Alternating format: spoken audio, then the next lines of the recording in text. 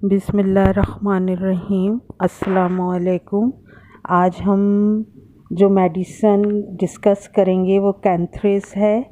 ये बनती है ये स्पेन की फ्लाई से, यानी कि स्पेनिश फ्लाई। इस दवाई का ज़्यादातर इस्तेमाल जो होता है वो किडनी और ब्लैडर के इन्फेक्शन के लिए इस्तेमाल होता है। इसमें जो है वो यूरिन की हाजत लगातार बनी रहती है। यूरिन पास करने के बावजूद जो है ऐसा लगता है कि अभी और यूरिन होगा, यानी कि एनी टाइम जो है हाजत उसकी फ़ील होती रहती है।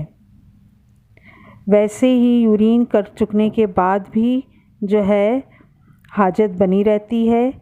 सिर्फ चंद ड्रॉप्स ही आते हैं और लगता है कि जैसे अभी और यूरिन होगा, बहुत होगा, लेकिन यूरिन बहुत थोड़ा सा होता है। यूरिन में ब्लड आता है, उसके अलावा एल्बुमिन डिस्चार्ज होता है। ब्लैडर में सख्त मरोड़ पड़ते हैं और दर्द होता है। इसके अलावा जो है हम देखेंगे कि इसमें दर्द ऐसे होते हैं जैसे कि कोई चाकू मार रहा है। बस इसमें सबसे अहम जो इसका सिम्टम है वो ये है कि यूरिन जो है उसकी मुस्तकिल हाजत बनी रहती है, लेकिन यूरिन खुलकर पास नहीं होता।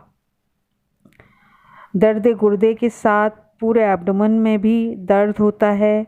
उसके साथ यूरिन पास करने की मुतवातर हाजत बनी रहती है, जबकि यूरिन जो है वो नहायत ही रंगीन होता है, यानी कि उसमें ब्लड आ रहा होता है, एल्बुमिन आ रहा होता है, उसके अलावा छींचड़े आ रहे होते हैं। ऐसी हालात में ये दवाई अपना हैरत अंगेज़ असर दिखाती है। जब यूरिन वक्त से आए और मसल्स ब्लैडर के कमज़ोर होकर शल हो जाएं और हाजत जो है यूरिन की लगातार बनी रहे, लेकिन यूरिन खुल के ना आ सके, तो ऐसे हालात में ये मेडिसिन जो है जादू सा असर रखती है।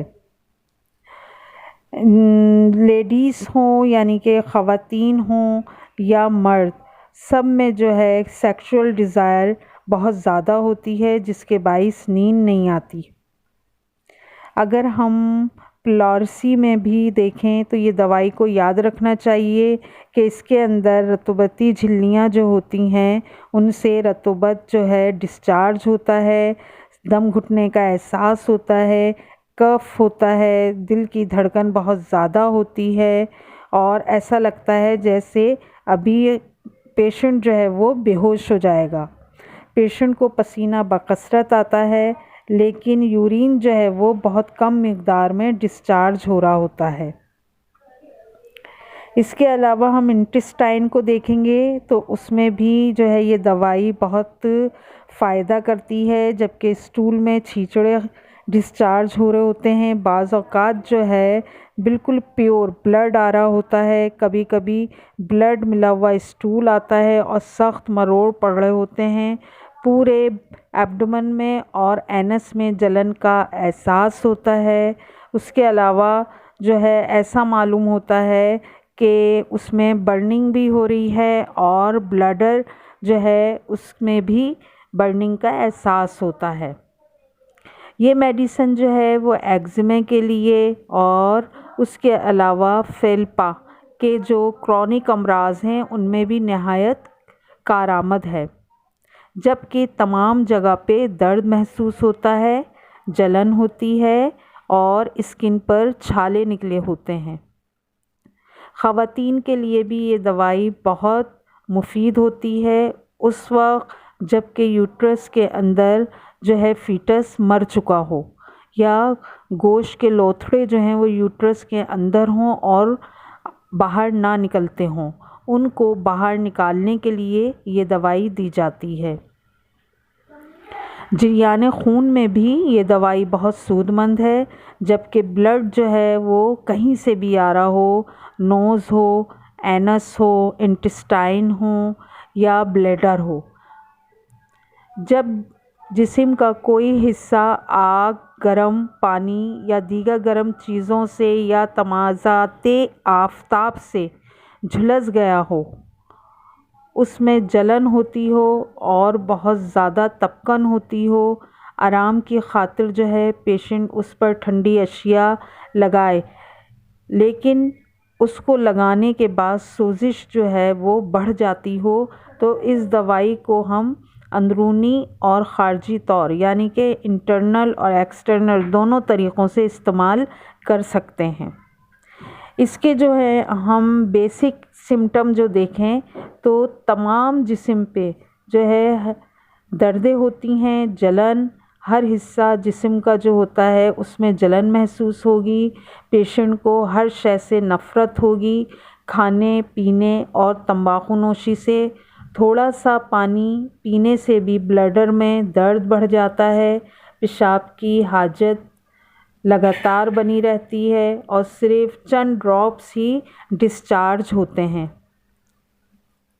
यूरिन जो है वो बहुत ज़्यादा रेड होता है। यूरिन करने से पहले, दौरान में और यूरिन कर चुकने के बाद भी इसकी डिज़ाइर लगातार बनी रहती है।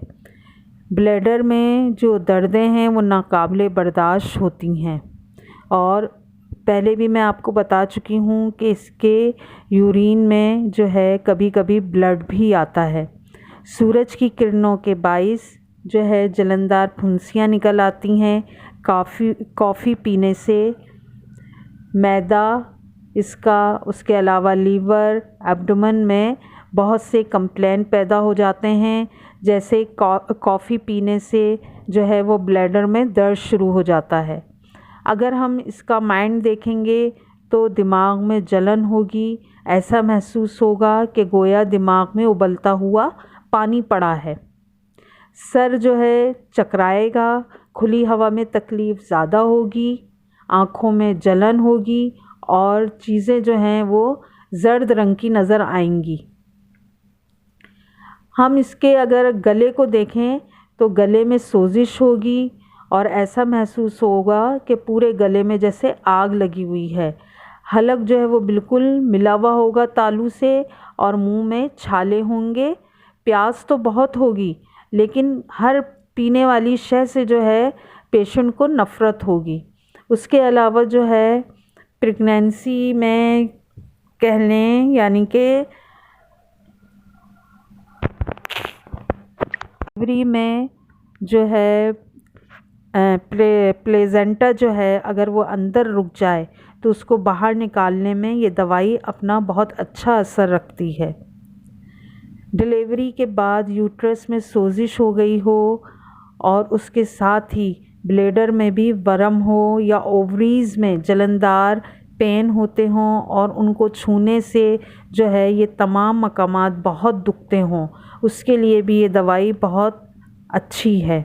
अगर हम देखें तो ये ऐसे छाले जिनमें आग लग रही हो, जलन हो और आंवलों की तरह हों वो छाले, तो उनके लिए भी ये बहुत मुफीद है, ख़ासकर रात को पाँव के तलवे जलते हों। इसमें जो कमी है मर्ज़ में वो मालिश करने से होती है।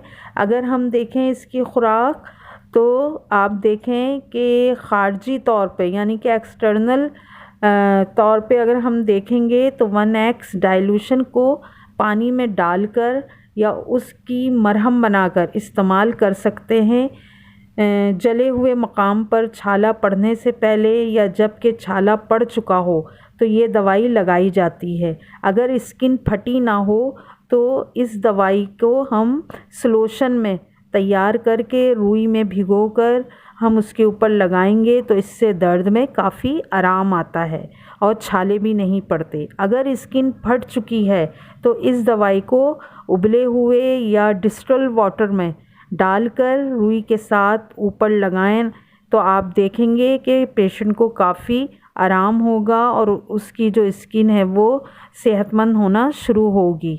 इस दवाई को जो है हम इंटरनल और एक्सटर्नल दोनों तौर पर इस्तेमाल करते हैं। आपको मेरा ये इस दवाई का जो लेक्चर है यकीनन पसंद आया होगा। इंशाल्लाह अब हम अगली दवाई के साथ फिर हाज़िर होंगे। इजाज़त दीजिए। अल्लाह हाफ़िज़।